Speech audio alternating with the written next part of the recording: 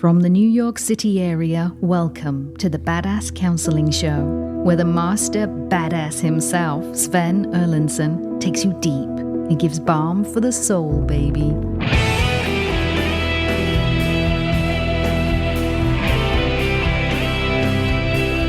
Oh, what a glorious day. It's great to have you here. Wherever you are tuning in from, fine people, be it down in South America or be it in South Carolina, it is so nice to have you here joining the Badass Counseling Show. I am Sven Erlinson, the host of this lovely operation, and over there in the booth, the pretty one is KC, and right next to me is Rob the Rocket, the rockety one. Rob, what say ye? Not the pretty one. Okay, I accept that fully. Well, I'm not either. Okay, whatever you say. And anyway, always glad to be here, and always feeling good that we're getting it out there and helping folks. Right on. It's a good feeling. This beats just being retired and doing nothing. Really? You don't do nothing. You're That's active. Right. I do this. Yeah, you have far more than this going on. Active dating life, beautiful gardens. He grows the best peppers. Yes. And Japanese eggplant, That's which right. I didn't even know existed, which is just delicious. And so many things. And we're also joined, I see, on the mixing board by Carly, the studio cat. She's always here. a delight to have with us. She is here. Yeah. Yeah, She is. crawling around there. Okay. So, Rob, we're doing something slightly different. We've had quite a few requests. Well, run with it, Rob. Well, Sven, this is our 14th season already. You know, we do 26 episode seasons. We don't really take a break in between seasons. 2 shows every week. But being an old TV guy, you have a 26 episode season, so you have, like 2 a year. Wow. That was a long time ago. That just doesn't happen anymore. But this is our 14th season of 26 episodes. In fact, this is the 3rd episode of our 14th season. And along the way, we've had many folks ask us, well, what about people who have been on the show? What happened to them? They're asking for a where are they now kind of show. And we thought that was a good idea. And successes. Yeah, exactly. We get people saying, you get down in the muck with people and the intensity of their lives, and holy shit, your show is intense, man. It's raw, it's real, and I love it. But does anybody have success with this shit? Well, actually, I think most of the people that have been on the show have some measure of success, but sometimes we actually hear about it in great detail. And so let's welcome back a guest today who has a terrific success story, and I think we're all going to love it. Tell us about Sakura. Start us back with Sakura's original write-in to the show, her 250-word paragraph to our producers to come on the show, Rob. All right. This was from Sakura 1.0 before we hear from Sakura 2.0. And originally, Sakura wrote in and said, I am a 34-year-old who came from a mother who was emotionally absent and a father who was both emotionally and physically absent. Mother was a stay-at-home mom and sat on Messenger talking to other men. Dad sold drugs for a living, and I've always kept his secrets until the one time I spoke up, and then I was written off. When I try to speak up to my mom, my sister turns against me also. I watched them both cheat on their spouses my whole life, and I'm made out to be the world's biggest piece of shit in everything I do. I'm ready to let them go from my life completely. That's what she said the first time. Sakura, welcome back to the show. Thank you for having me back. The pleasure is completely ours.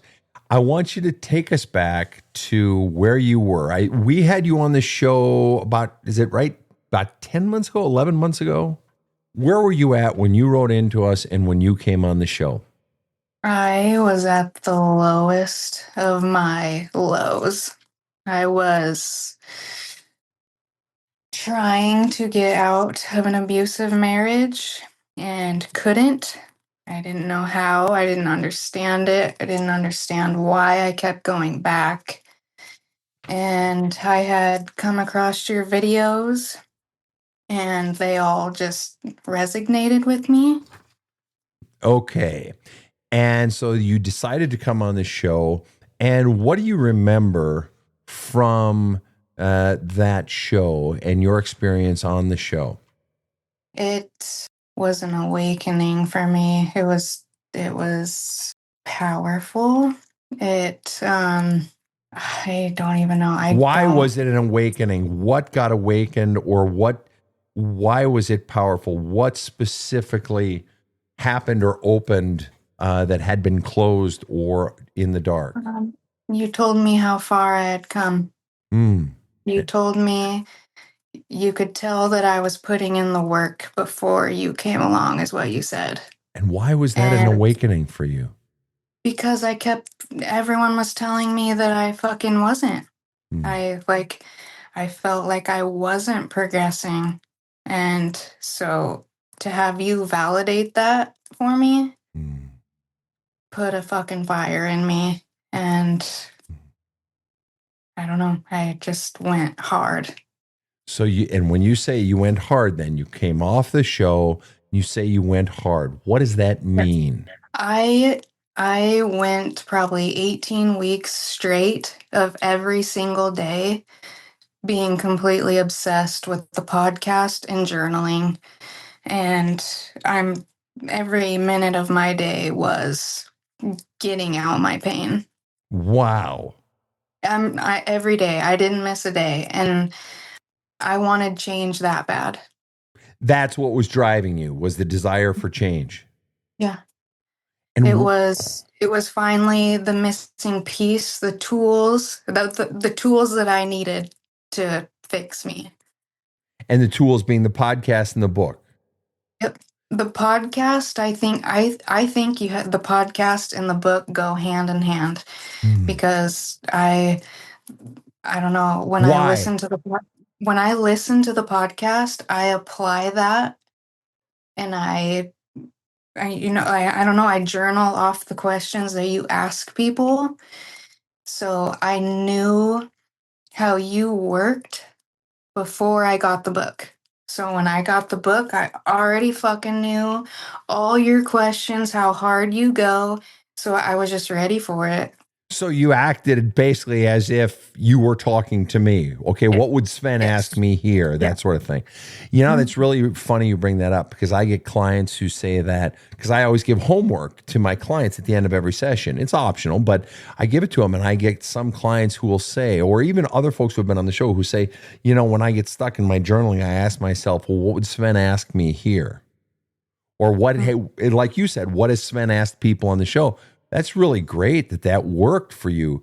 And you said the podcast and the book go hand in hand. That's the first time I've heard someone say that.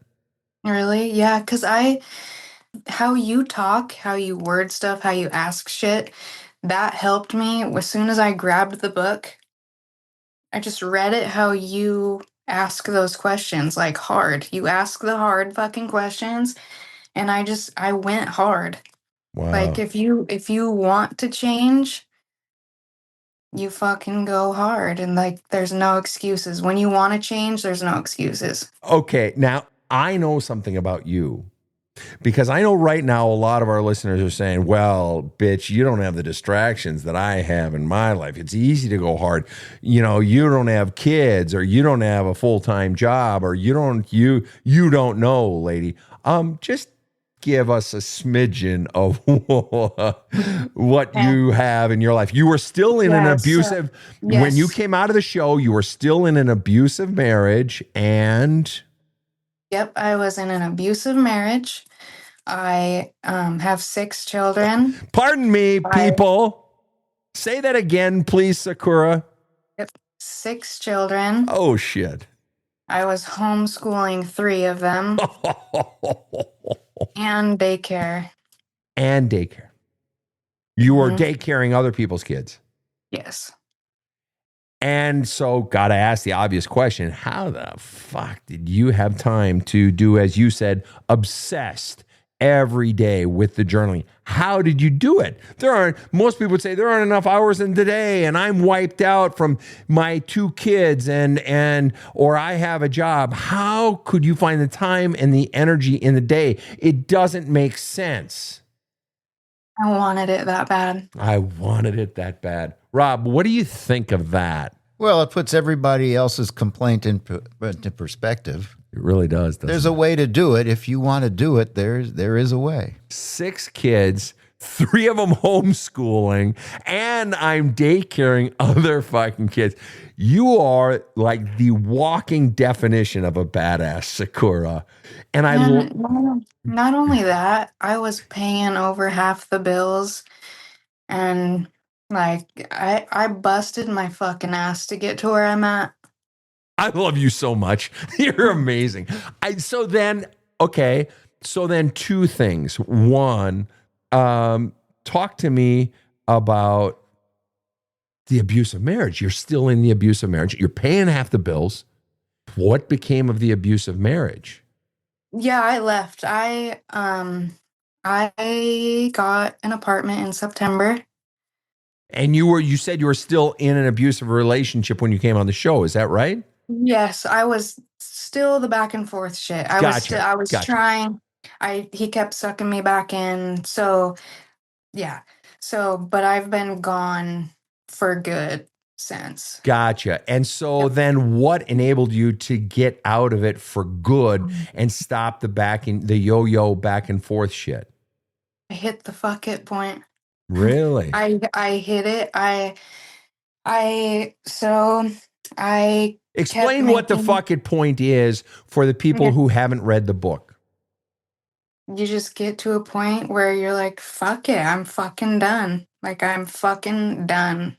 And I was obsessing over saving money.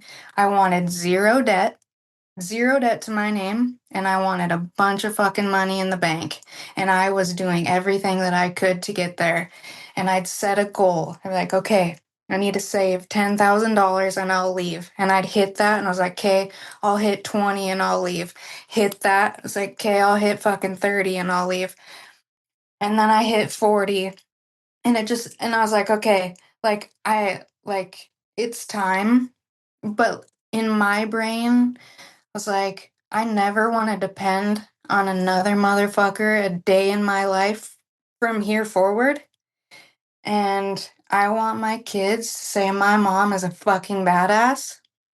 And I did it. I checked his phone one night, and there was shit deleted on it. And I was like, I'm done. You I'm knew. done. You knew. Yep. Yep, and I was like, why am I doing this to myself? Why I don't even want to check. I don't even want this is not me. This is not me. The And neurotic worrying and yeah, wanting and pushing me yep, away, the weak bullshit. yep. So I said, I'm out. I'm done. And I did. I packed my shit and I haven't been back. You and I have had contact since then because you Yep. took part in another one of the offerings of Badass Counseling. Tell us about that. Community Plus. Oh, yep. I joined right when you announced it, and I joined so I could be one of the first on there and take advantage of that. And so I could get all my shit answered, and just I don't know, I don't know, a beast in me. And you have been a beast in Community Plus. You have been active on the community feed. You have actively gone to the fireside chats and submitted questions. And I know once or twice you won the lottery to be a part of the small group, or won the lottery to be one of the, to get one-on-one counseling with me. And as you know, everybody is in that sort of lottery from month to month.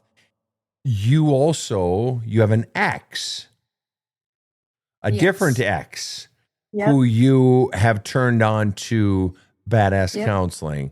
Talk about that. Yep. So he was struggling also. Now, this is a different ex. This is not the Yeah, abusive not one. no. Nope, this is no. Um, but I know all of his struggles, and I told him to start listening to you, and he bought your book. And I was like, no, like, I really feel like you need to listen to the podcast first, listen or watch all of his videos, like, really get to know him, what you're about, and like resonate with shit, then hit the book. And he did. He hit it hard too. And we are both, and after we completed the book, we both read Living in the Light. And also, Living on the Light was the icing on the cake to all of it. I am so in tune with my body. It's fucking crazy. Yeah, Shakti Gawain wrote a brilliant book with that one back in the 80s when she wrote that book.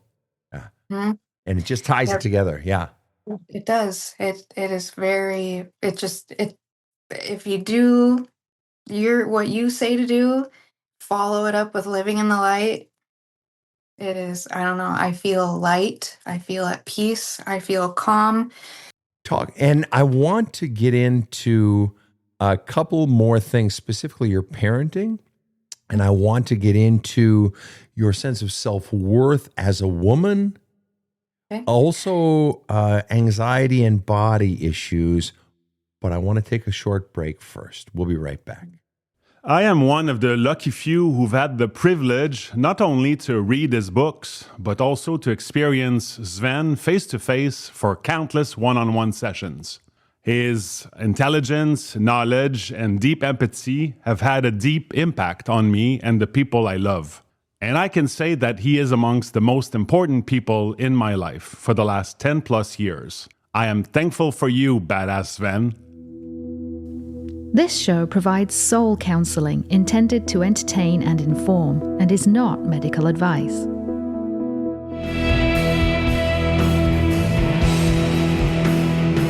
Now, back to the badass. We are back with Sakura, who has been taking us through the 9-10 months since she was on the show, where her life was prior to the show. Abusive relationship, mother of 6 kids, 34 years old, terrible childhood, mother who completely ignored her, chose men over her, dad sold drugs, and she got terrible messages growing up. But let me ask you, Sakura, just really rewinding the tape, what would you say was the primary message in one sentence or less that you got about you as a child? I was just shit. I was just a fucking shit bag. Wow. Just a fuck up. Wow. And what do you think the biggest impact on the first, let's say, 20 years of your life was of believing that you were a shitbag fuck up? Oh man, I was reckless. Like, it was like, because I was a pretty good kid. And I was just like, man, fuck it then. If I can't do anything right, then fuck it. I'll show you guys. So you went crazy. Mm-hmm. And what was your means of going crazy? Men. Men. Yep. Six- Didn't drink. I've never drank. Like, I don't drink. I don't do drugs. I don't do any of that shit. I was just destructive with my body. Mm. And so tell me about your own relationship with your body now. What is your relationship? What was your relationship with your body? What is your relationship with your body? Because a woman's relationship with her body it's a big deal. It's a big part of who she is. Talk to us about that. So I have never gone without makeup before. I've always tried to hide myself. I've been self-conscious. Just hated it. Just hated everything about me. Now I don't even put makeup on, and that is so fucking huge for me. Nobody will understand it. That is huge for me. Why is it I just, huge? Why is it huge? Because does that imply I hid behind makeup and I'm not hiding anymore? yes. Yep. And I just started paying attention and was like, wow, all these girls look better to me without makeup. Are you a beautiful woman? That's hard for me to answer. I don't believe. I still struggle on that. Are you a beautiful woman? I want to say yes, but that's one area that I still struggle with. And, But okay, what percent can you say, I am a beautiful woman? probably 0. 0? Yeah, probably 0. Then how can you say you have confidence in your body?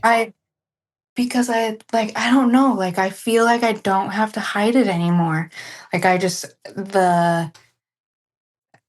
really don't know how to explain it. I don't care. Like, I see everybody else showing their body.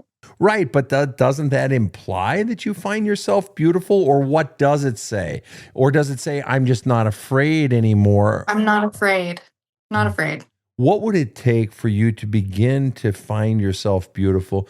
Because you just said all these girls look so prettier or more beautiful without the makeup. What would it take for you to look in the mirror and see yourself as even 30% beautiful? What would it take?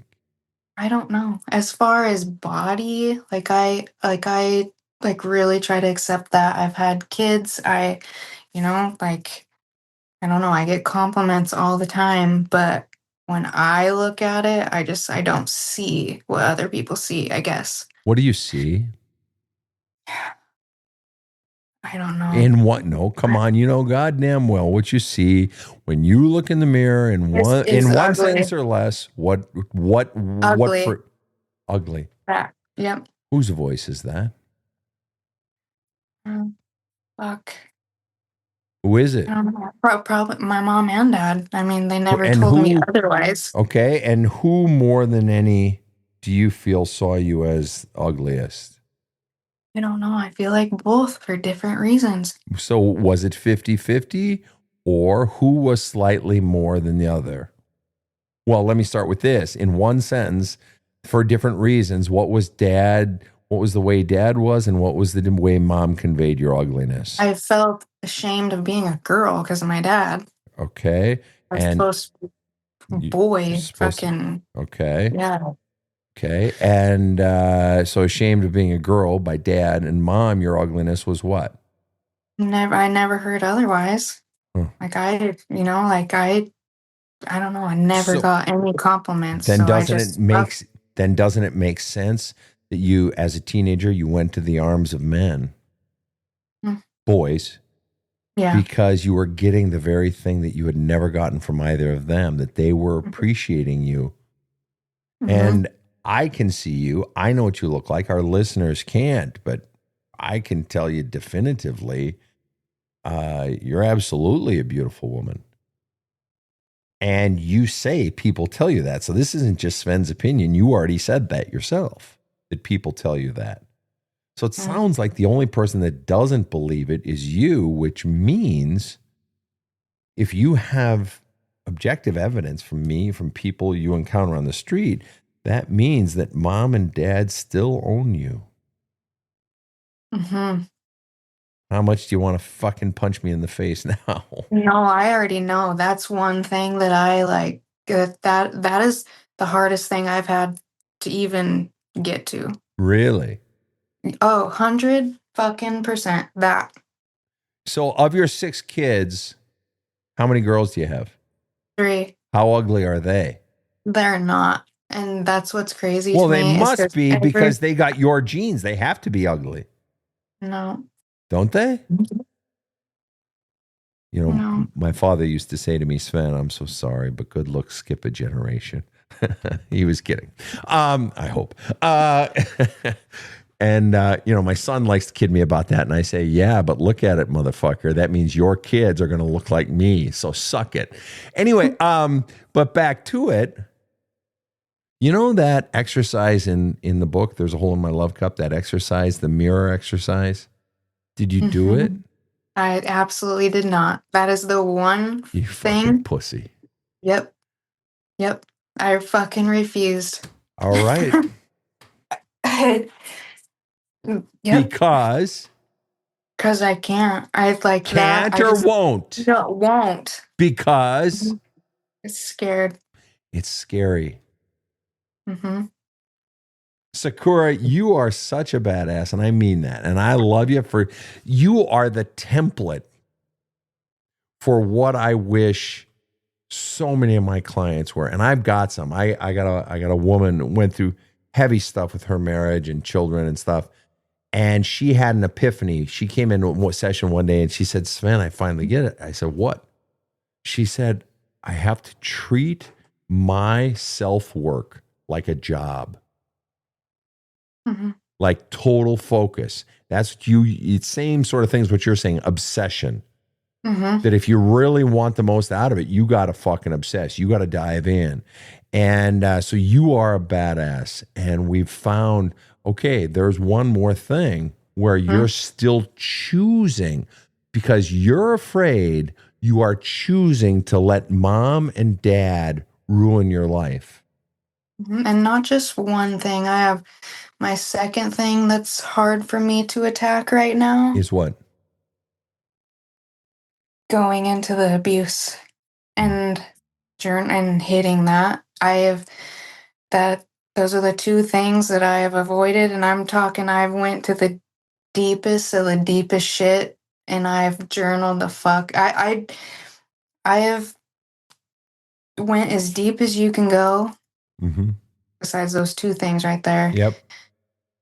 And I'm talking I've dug into rape and into all of it, and still my body image is harder than rape. Wow. And so the two that you have not touched, stayed away from, too scary, are body image and the abuse in your home. And the abuse, was it sexual abuse, physical abuse, verbal abuse? What was it? My marriage. Oh, so it was in the marriage. It was not in your Yes. childhood home. No, Got it. it was In the your marriage. marriage, and it was what types of abuse? It was mental and physical. Got it. Okay. And between the body image stuff and the abuse in your marriage, which is scarier? Body. Okay. So if you were going to dive into one of those two first, if you wanted to sort of peel off one and attack that as your next one, it would maybe be the abuse one. Yeah, and I started, and then I get very, very overwhelmed. I feel like where the pain that you have to go through to get to where I'm at. Yep. I have been putting it aside because I know when I start, I have to feel what I have to feel. Mm-hmm. And it's so overwhelming. I kind of gave myself a little break. Good. And every time I'm like, okay, it's time. It's fucking time. Because I also, not anymore, when I first left, severe nightmares. What? PTSD. Wow. Like, I'm talking severe. Wake up completely covered in sweat, head to toe, my bed soaking wet, shaking, crying in my sleep. And why is, for some people, this is a mind bender.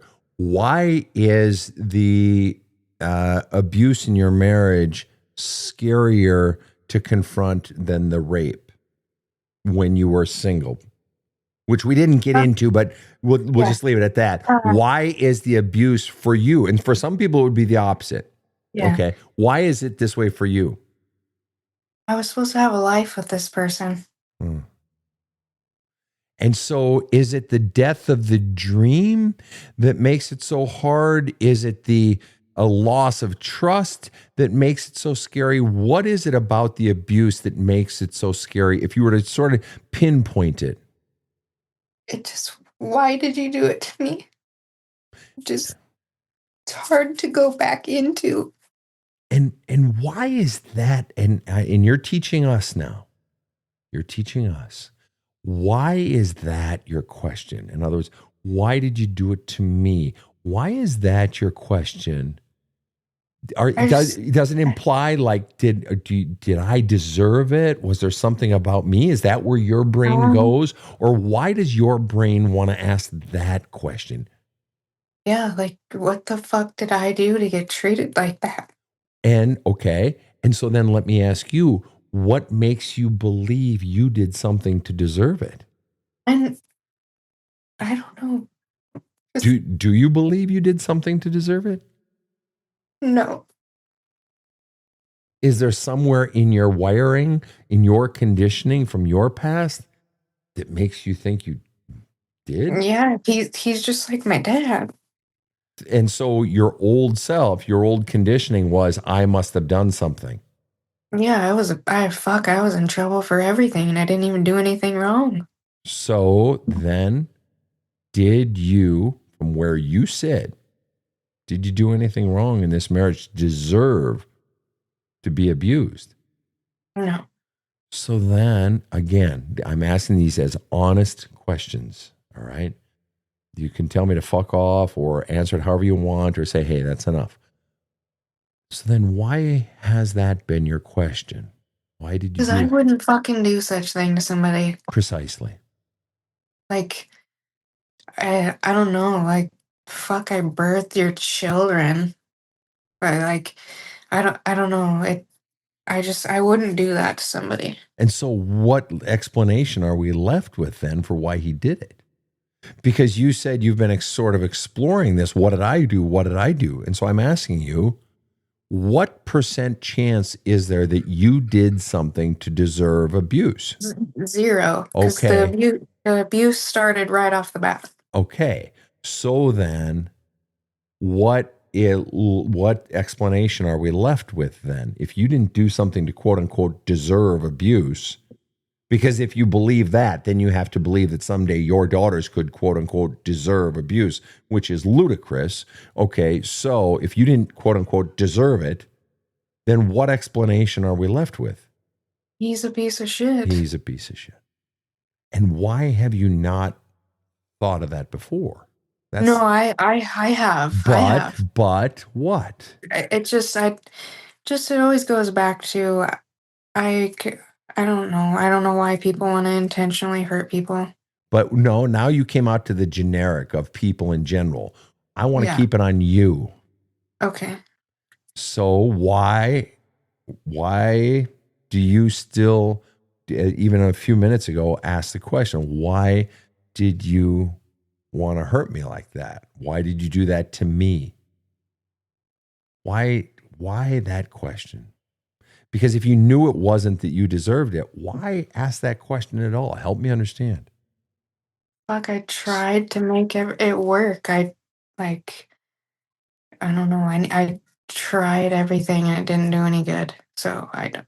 And you tried everything. And so let me ask you this. Did you fail?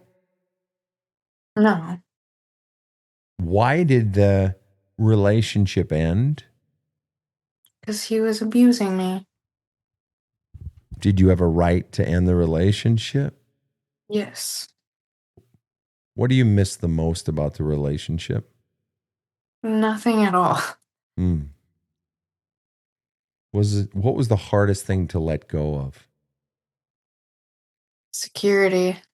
But Fine. it wasn't even real security. It was a false security. What kind of security? Financial or what? Yeah, just Emotional? knowing financial, just knowing that if anything happened, we were okay.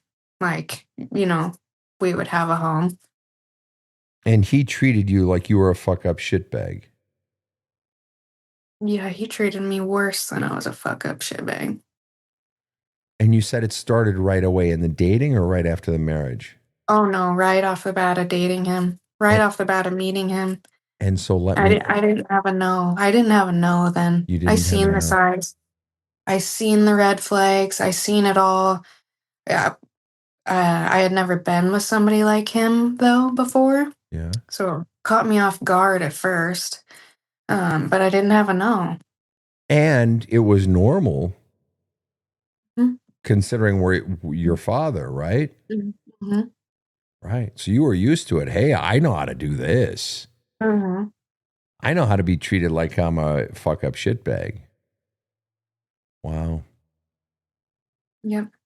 And so what is it, do you think, in the going into the abuse and healing those memories and those stories, what do you think still is the scariest part. Now, having talked about it a bit here, what do you think is the scariest part?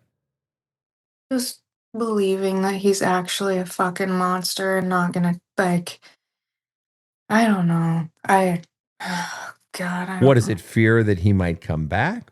Or is it, because I was talking about healing the past stuff, and you brought up something that fear that he's fuck up monster, implying that he might come back. Is it you fear the past stuff, or you fear what he might do in the future? A future as far as what? Like Say it come back actually. and pound down your door and, He you know, does. He showed up at my house today again. He showed up the last time I counseled with you, and then he showed up at my door today and walked in my apartment, and I didn't know he was coming. and how does he have a key to your apartment? He doesn't. It was unlocked. Oh. Yeah. Got it. Got it. And so what fundamentally do you have to do in order to give yourself more peace? Either move or get a protection order. What's kept you from getting a protection order before now? Fear, Of, retaliation. but if you have a protection order, I have a protection order on somebody, and it's a piece of paper. sure, but it's a good start, maybe. Yeah. And so, what fundamentally is left on the notion of abuse and that your fear of confronting that? What do you still need to go into in order to heal all the abuse stuff that has been in you? Because you said you had two things left that still scare you that you haven't wanted to touch: body and abuse. What is it on the abuse thing that still needs to be addressed? I need to still write out everything he's done to me and feel all of it. That's it. And the feeling it out brings it up. The writing it out flushes it out. I'm afraid to feel all of it again. But you went through this on other stuff I know. when you didn't have the experience. So you have experience now of going into shit and so on and so forth, but you didn't have that experience when you first started doing it, 10 months ago, whatever. And it had to have been overwhelming in the beginning. Even though you're like, fuck this shit, I'm doing it. It had to have been overwhelming. What would you do back then when you would get overwhelmed by feelings? Do it. Feel it. What's I just would, and I haven't, honestly, I just haven't wanted to shake it all up because I have felt at so much peace, and I know what's coming, and I've been putting it off. and that's all right. Okay. And What you have to understand is that prep work was in anticipation of this. And the abuse one is anticipation of the body one. It's like some people attack self-work by doing the biggest first. Some people build up, like when you go back to the gym, you build up your strength bit by bit, getting stronger and stronger and stronger, saving the biggest ones for last. Everybody's different.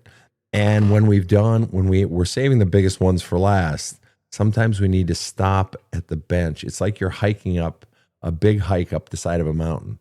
And now the path is going to split. And there's the path that sort of goes back down. And then there's the path that keeps going up. And you want to keep going up, but there's a bench there. mm-hmm. And it's just like the bench is to rest while you A, decide, and B, you just rest and you enjoy the view. You enjoy the serenity of fucking hell. I came far. This is the view up here. Monster. God, I love this view. And I'm resting my feet, and this is so sweet. And you're catching your energy. You still know you want to go up, Mm-hmm. and it's scary. But I know I want to go up. But it's just like I need to rest, and that's what you've been doing, and you've earned that rest. And when it's right, you'll go into the abuse, and you'll go into the body. I wanted to ask you about like 2 or 3 more things. One, talk to me about anxiety in your life, where it was, where it is. I had so much anxiety that I couldn't think straight. Like, I felt like there was just a pure cloud in my brain, my stomach. I just didn't feel good. Always on edge, always just I couldn't even I had zero memory of anything day to day. Now it's gone. Like, Why? it is like just it is just gone. And if I do find myself I mean, because shit happens day to day. Of course. I hit my journal. I can identify my feelings. I and just I don't let it um, overwhelm me. I just handle it and I move on. Because you have tools for getting it out. Mm-hmm. Wow. Wow. So what's the feeling now in your head? It used to be this cloud.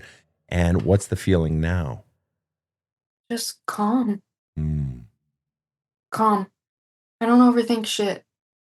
I don't.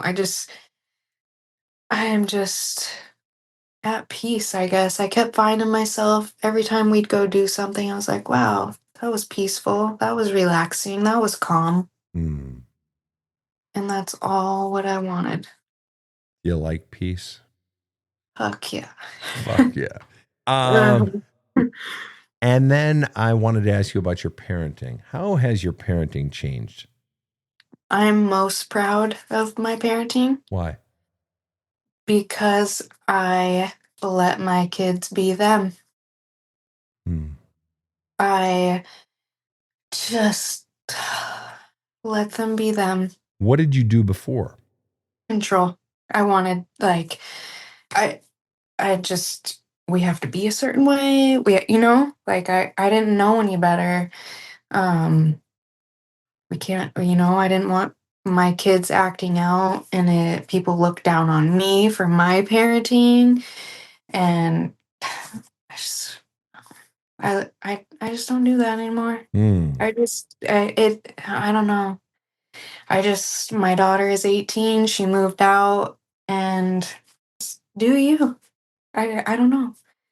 What a beautiful message to get from your mother. Do you? Mhm. Mhm. Beautiful. Does she see the change in you or in how She you're has interacting? to. Oh, she has to. Yeah. And she picks up a journal and she'll journal and she'll tell me about it and I don't force it. I don't I encourage them all, but she sees me do it and does it. Mm. Mm. And then tell me lastly about your feelings of other than body, your feelings of self-worth. I'm very fucking proud of myself. Like, oh man, I just know. I have never really believed it, but I know I'm a fucking badass at this point in my life because people don't do what I did. Mm. And I agree. And I have so many clients that I wish would learn from you. And I mean that. And so many people, but it's that fear. And you just something lit a fire under your butt. And you're just like, fuck this shit. I want healing. I want change. That desire became an obsession. It's just like, fuck this. And you tore into it. And there's no excuses. I mean, if anybody has a right to make an excuse, it's a mother of 6 homeschooling 3 and daycaring and saving up money and paying half the bills. I mean, you kind of checked all the boxes. What the fuck excuse does somebody else have? Sorry, Mhm. none. Mm-hmm. I was like, I do not want any of my kids to hurt like this. Mm, I don't want them to see this anymore. mm, I don't want them to hear this shit anymore. I have to be the example. I have to want to stop it. It's mm, me. mm.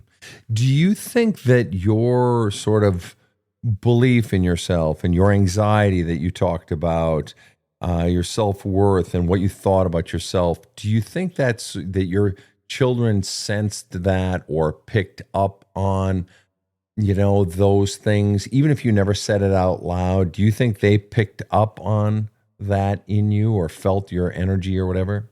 Yes. So is it possible then that your children pick up on how ugly you think you are? Yes. So you are Very much. you are teaching them to find themselves ugly. Ugly. Yes. Yes. Yes. And when I say that, How do you feel right now? Give me a feeling word. Sad. Huh. And Very sad. very sad. And to think you are teaching that, and I'm going to and I know you're going to want to punch me in the face here. No, But, I and to already have. think you are feeling that sadness and they are getting that message all because mom is scared to do the mirror exercise in the book where she looks in the mirror and does those affirmations buck naked in front of the mirror, and she begins doing the work of going into the messaging she was taught about her own beauty and ugliness. So because you're scared, you are willing to teach your children about that basically you're ugly, kids. They're getting the message from you. They are learning from you. I know. Your daughters. And I am Your boys sons. too. Your sons. That's right. You okay with that? No. No. Come on, tough girl. Do the I fucking know. work. I know. You'd kill me. You would fucking kill me right now if you were here. And I'm glad you're not. I'm teasing. I'm pushing your buttons. Don't kill me. I know. I know. All right. Enough teasing and poking and prodding. But that's the challenge. And I want you back after you've done those, because I want to hear, and I think our listeners want to hear, the next level success and the impact of how the book plays into that, because that's the one untouched chapter in the book, and how the podcast plays in, and how Community Plus plays into that, and those factors. Because, for instance, in Community Plus, you're not the only woman in that group dealing with body issues. You're not the only woman in that group or man dealing with abusive relationships, former abusive relationships, and parenting and so forth. And so I want you back, but you got to take it at your own speed. You got to take it at your own speed, and I respect that. Any final thoughts, Sakura? Any final questions or thoughts? Anything you want to share about your story, about what's brought you this peace and this clarity? The cloud is gone, about this sense of lightness and all the massive success, your badass hard work. Any tips that you have for people who are back there? I wanted security so bad. And I was obsessing over weird things and money and feeling like that I had to have never-ending money before I could leave. And after doing all this work and leaving, I have more bills than when I was in that house. And I have less anxiety about money. I don't even think about money. I don't even check my bank account. It is just crazy that I thought staying in that house I was secure, but I was obsessing and stressed about money. And I leave and I feel at peace and calm, and I don't even fucking think about it anymore. How can that be? That even though you have more bills now, and obviously you must be meeting the bills, but you had less peace then, you have more peace now. And I'm secure. I'm fucking secure. And what does that mean? What does that mean? I don't even know. Like, I know I'm okay. Even I got know. this. I'll be okay. I'll figure it out. I got this. Like, I'm okay. Just if you do the work, it works. Like, I'm proof. I'm not perfect. I still got shit to go. But I feel like I've done a pretty damn good job, and I've came a long fucking way. You have. And it's going to be very soon when you're able to say about your face and your body, I'm okay. I'm okay. Yeah. And about all the memories of that abuse and all that garbage, and where you've done the flushing. Not just the feeling, but the flushing. And those also the memories from childhood of the abuse, but also the ugly. You're ugly, you're ugly, you're ugly, you're a fucking piece of shit. All that. And you're going to feel it and flush it, feel it and flush it. And you're going to be able to look at yourself in the mirror and say, I'm all right. I'm all right. All right. You know what? I kind of dig me. You know what? 6 kids later, I'm killing it. I'm killing it. I'm a sexy motherfucker. I want to get to that point. Oh, it's barreling down on you like a fucking freight train. It's going to come faster than you think, and you know it. You've done the work, so now it's just applying that to one more thing. I don't know. This is my push. This is my reawakening to get my shit together and keep going. All right. Well, as an aside, I know that I'm going to be seeing you very soon in Community Plus. Yep. I'm curious to see what you and I are going to be talking about then. Yep. All right. Sakura, you are a fucking animal. I love you so much. And I love your ex-husband. He's just amazing. And thank you so much for coming back to the show. It's ticklish to have someone on who's really seen the light, done the work. Rob, what's it like for you to hear a success story like this, considering how often we're in the muck and digging through it with folks? Well, you have to believe this to be the case, and here's living proof. Not a child by any means, but the poster child for how well this can work if you do the work, which is so hard and so long, and you've really got to be able to face it. And then even after you do as much hard work as Sakura, there'll still be some challenges, but each time it gets a little easier. And you know what? That is so true. But you know what's most interesting? And I think this, to me, this is the most interesting part. Other than that it works, what's most interesting is she got that. It's been several months. Well, the piece we didn't say is she had these breakthroughs and this massive release and the piece months ago.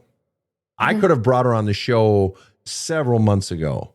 So the duration of time from when she dove at it hardcore to when she basically reached this level of peace and just feeling light in life and like, holy fuck, who have I become? I love my life.